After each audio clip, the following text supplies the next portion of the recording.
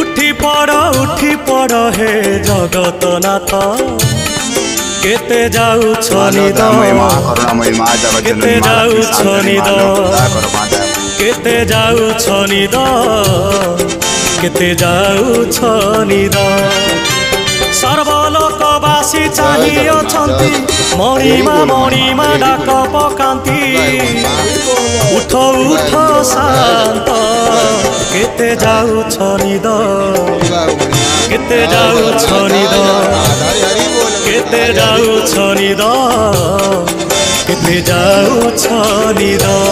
हरि बोल जय जगन्नाथ।